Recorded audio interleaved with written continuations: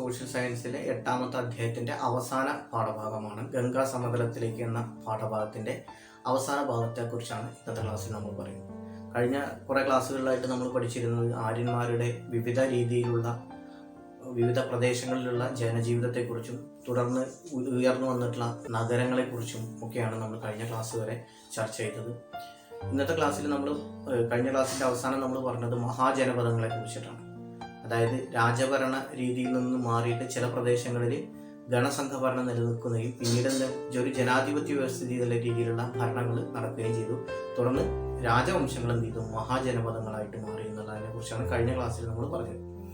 അപ്പോൾ ഇന്നത്തെ ക്ലാസ്സിൽ നമ്മൾ പറയാൻ പോകുന്നത് ഈ മഹാജനപദങ്ങളിൽ ഏകദേശം 16ഓളം മഹാജനപദങ്ങൾ നമ്മുടെ ഇന്ത്യയിൽ നിലനിന്നിരുന്നു എന്നാണ് പറയുന്നത്. ഇതിൽ ഈ കാലഘട്ടത്തിൽ ഏറ്റവും ശക്തമായിട്ടുള്ള മഹാജനപദത്തെക്കുറിച്ചാണ് ഇന്നത്തെ ക്ലാസ്സിൽ നമ്മൾ പറയാൻ പോകുന്നത്. എങ്ങനെയാണ് ഈ മഗധ എന്ന് പറയുന്ന സാമ്രാജ്യം ഇത്രത്തോളം ശക്തമായി തീർന്നത്, അല്ലെങ്കിൽ മറ്റ് മഹാജനപദങ്ങളിൽ നിന്ന് വ്യത്യസ്തമായിട്ട് എങ്ങനെയാണ് ഈ മഹാജനപദം ശക്തമായി തീർന്നത് എന്നുള്ളതിനെ കുറിച്ചാണ് ഇന്നത്തെ ക്ലാസ്സിൽ നമ്മൾ പറയുന്നത്.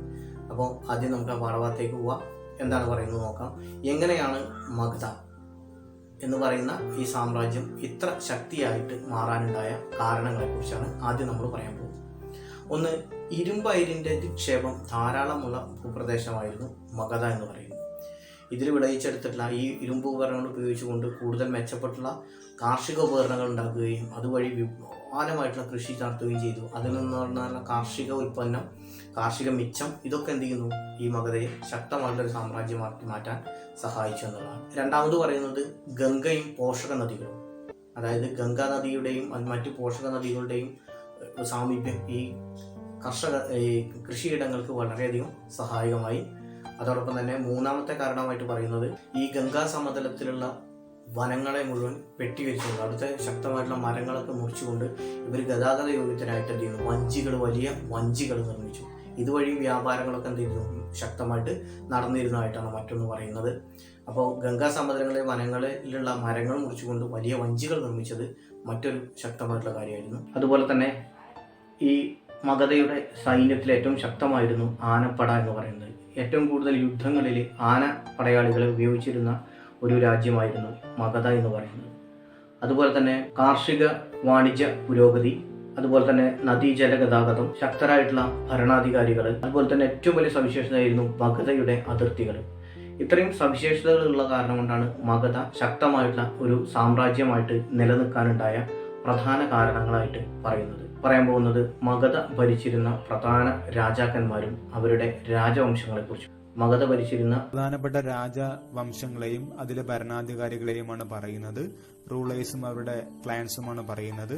പ്രധാനപ്പെട്ട രാജവംശമായ ഹര്യങ്ക രാജവംശത്തിലെ രാജാക്കന്മാരായിരുന്നു ബിംബിസാരനും അജാതശത്രുവും. മറ്റൊരു രാജവംശമായിരുന്നു ശിശുനാഗ രാജവംശം. അതിലെ ഭരണാധികാരികളായിരുന്നു ശിശുനാഗനും കാലശോകനും. മറ്റൊരു രാജവംശമായിരുന്നു നന്ദ രാജവംശം. അതിലെ ഭരണാധികാരിയായിരുന്നു മഹാപത്മനന്ദൻ. ഇതായിരുന്നു മഗധയിലെ പ്രധാനപ്പെട്ട രാജാക്കന്മാർ. ഇനി പറയാൻ പോകുന്നത് ഇന്ത്യയുടെ വൈദേശിക ബന്ധങ്ങൾ, അതിലൂടെ ഉണ്ടായിരുന്ന കാര്യങ്ങളെക്കുറിച്ചുമാണ് ഇനി നമ്മൾ പറയാൻ കാണുന്നത്. കാടിന്റെ സൗന്ദര്യം മുഴുവൻ തന്റെ മസ്തകത്തിൽ ഒട്ടിച്ചു വെച്ചിരിക്കുന്ന ഭീമാകാരനായ മൃഗം, അതിനെ മെരുക്കി പുറത്തു കയറി സവാരി ചെയ്യുന്നവർ, മരത്തിൽ നിന്നും കമ്പിളി വസ്ത്രം നെയ്തെടുക്കുന്നവരുടെ നാട്, തേനിനേക്കാൾ മധുരമുള്ള വസ്തുക്കൾ ഉപയോഗിക്കുന്നവർ, അടിമകളില്ലാത്ത വലിയ ശാരീരികാധ്വാനമില്ലാതെ മണ്ണിൽ പൊന്നു വിളയിക്കുന്ന കർഷകർ, അങ്ങനെ എന്തെല്ലാം. അലക്സാണ്ടർ ഇന്ത്യയെക്കുറിച്ചാണ് പറഞ്ഞത്. അതിൽ പറയുന്നത് ഇന്ത്യക്കാർ ആനയെ മെരുക്കി അതിനെ യാത്രക്ക് ഉപയോഗിച്ചിരുന്നു. ഇതുകൂടാതെ കമ്പിളി വസ്ത്രം ഉപയോഗിച്ചിരുന്നു, നല്ല മധുരമുള്ള വസ്തുക്കൾ ഉപയോഗിച്ചിരുന്നു.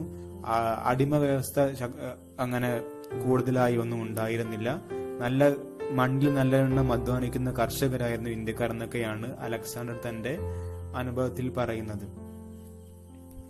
ഈ അലക്സാണ്ടർ ഇന്ത്യയെ ആക്രമിച്ചിട്ടുണ്ട്.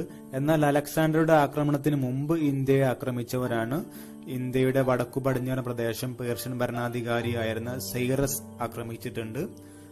അതുകൂടാതെ പിന്നെ അദ്ദേഹത്തിന് ശേഷം ഡാരിയസ് ഒന്നാമൻ എന്ന് പറയുന്ന ഭരണാധികാരിയും ഇന്ത്യ ആക്രമിച്ചുകൊണ്ട് സിന്ധ്, പഞ്ചാബ് എന്നിവ കൈവശപ്പെടുത്തിയിട്ടുണ്ട്. ഇവരൊക്കെ ഇന്ത്യ ആക്രമിക്കാൻ കാരണം ഇന്ത്യയിലെ സമ്പത്തിനെ കുറിച്ചുള്ള അറിവും പിന്നെ ഇന്ത്യയിലെ ഭരണാധികാരികൾ തമ്മിലുള്ള ഐക്യമില്ലായ്മയൊക്കെ കൊണ്ടാണ് അവര് ആക്രമിച്ചത്. ഇതിനുശേഷമാണ് ഗ്രീസിലെ മാസിഡോണിയൻ ഭരണാധികാരിയായിരുന്ന അലക്സാണ്ടർ BC 327 ഇന്ത്യ ആക്രമിക്കുന്നത്. അദ്ദേഹം ഇന്ത്യ ആക്രമിക്കാൻ കാരണം പിന്നെ പേർഷ്യൻ സാമ്രാജ്യത്തിന്റെ കീഴിലെ മുഴുവൻ പ്രദേശങ്ങളും കീഴടക്കാൻ വേണ്ടിയിട്ടാണ് ഇന്ത്യ ആക്രമിച്ചത്. അതുകൂടാതെ തന്നെ അവരുടെ അലക്സാണ്ടറിന്റെ ഗ്രീക്ക് സംസ്കാരം, ഗ്രീക്ക് കൾച്ചർ സ്പ്രെഡ് ചെയ്യാൻ വേണ്ടി, ഗ്രീക്ക് സംസ്കാരം പ്രചരിപ്പിക്കാൻ വേണ്ടിയിട്ടുമാണ് അദ്ദേഹം ഇന്ത്യ ആക്രമിച്ചത്. അങ്ങനെ ഈ അലക്സാണ്ടർ എന്ന് പറയുന്ന വ്യക്തി ഗ്രീക്കിലെ പ്രശസ്ത ചിന്തകനായിരുന്ന അരിസ്റ്റോട്ടിലിന്റെ ശിഷ്യനാണ്. മാത്രമല്ല അദ്ദേഹം ഭൂമിശാസ്ത്രത്തിലും ചരിത്രത്തിലൊക്കെ നല്ല അറിവുള്ള ആളാണ്. അതുകൊണ്ട് തന്നെ അദ്ദേഹം കീഴടക്കിയ പ്രദേശങ്ങളുടെ ചരിത്രവും അതുപോലെ തന്നെ ഭൂമിശാസ്ത്രവും എല്ലാം അദ്ദേഹം രേഖപ്പെടുത്തി വെക്കാറൊക്കെ ഉണ്ട്. അങ്ങനെയാണ് നമുക്ക് ഈ കുറിപ്പൊക്കെ നമുക്ക് ലഭ്യമായത്. അപ്പൊ ഞാൻ പറഞ്ഞു, അലക്സാണ്ടർ ആക്രമിച്ചിട്ടുണ്ട്, അദ്ദേഹം മാസിഡോണിയക്കാരനാണ്. അതുപോലെ തന്നെ പിന്നെ സൈറസ് ആക്രമിച്ചിട്ടുണ്ട്, ഡാരിയസ് ഒന്നാമനും ആക്രമിച്ചിട്ടുണ്ട്, അവര് പേർഷ്യക്കാരാണ്. അപ്പൊ ഈ രണ്ടുപേരുടെയും ആക്രമണത്തിന്റെ ഫലങ്ങൾ എന്തെല്ലാമായിരുന്നു എന്നാണ് പറയുന്നത്. പേർഷ്യക്കാരുടെ ആക്രമണത്തിന്റെ ഫലമായി പേർഷ്യയും ഇന്ത്യയും തമ്മിലുള്ള വാണിജ്യം വർദ്ധിച്ചു, ട്രേഡ് വർദ്ധിച്ചു. അതുപോലെ തന്നെ ഗരാഷ്ടി എന്ന് പറയുന്ന ഒരു പുതിയ സ്ക്രിപ്റ്റ്, ഒരു പുതിയ ലിപി രൂപം കൊണ്ടു. അതുകൂടാതെ ഇന്ത്യൻ ശില്പകല, ഇന്ത്യൻ സ്കൾപ്ചറിനെ മെച്ചപ്പെടുത്തി. അടുത്തതായി പേർഷ്യൻ സ്വർണ്ണ നാണയങ്ങൾ ഇന്ത്യയിൽ പ്രചരിപ്പിച്ചു, ഗോൾഡ് കോയിൻസ് ഒക്കെ ഇന്ത്യയിൽ സർക്കുലേറ്റ് ചെയ്തു. അടുത്തതായി ഇന്ത്യയിലെ പണ്ഡിതന്മാർക്കും ചിന്തകന്മാർക്കും പേർഷ്യക്കാരുടെ പ്രോത്സാഹനം ലഭിച്ചു, എൻകറേജ്മെന്റ് ലഭിച്ചു.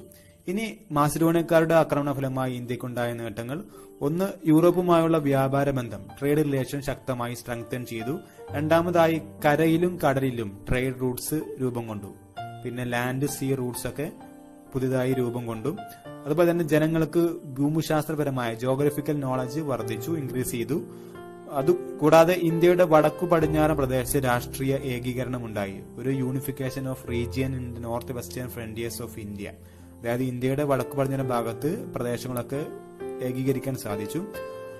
അതുകൂടാതെ ഗ്രീക്ക് ആർക്കിടെക്ചർ ഇന്ത്യയിൽ പ്രചരിച്ചു, ഗ്രീക്ക് നിർമ്മാണ കല ഇന്ത്യയിൽ പ്രചരിച്ചു.